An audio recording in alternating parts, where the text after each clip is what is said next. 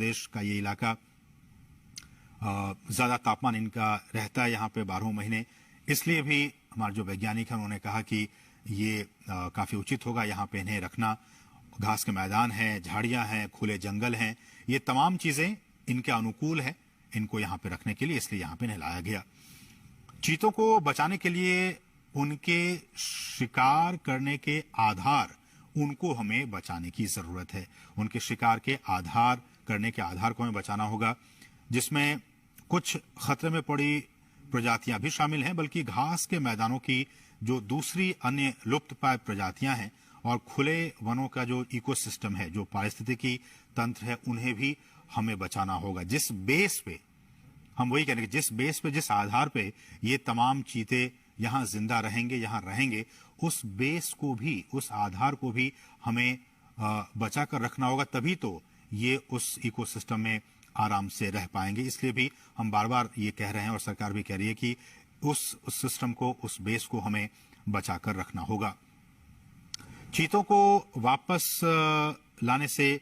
देश में खुले जो जंगल हैं उनको बचाने के काम को भी अब काफी मजबूती मिलेगी। और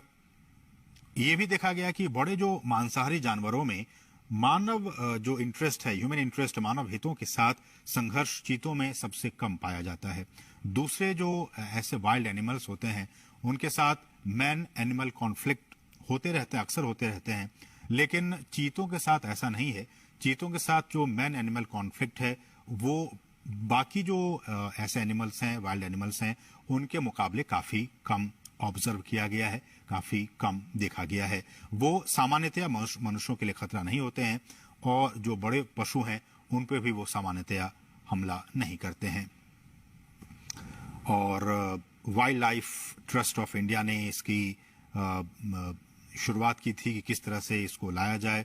और दुनिया भर के विशेषज्ञों, पर्यावरण, वन और जलवायु परिवर्तन मंत्रालय सहित भारत सरकार के कई अधिकारियों, राज्य सरकार के अधिकारियों ने इसके लिए कई दौर की बैठकें की। भारत सरकार के अधिकारी, मध्य प्रदेश सरकार के अधिकारी,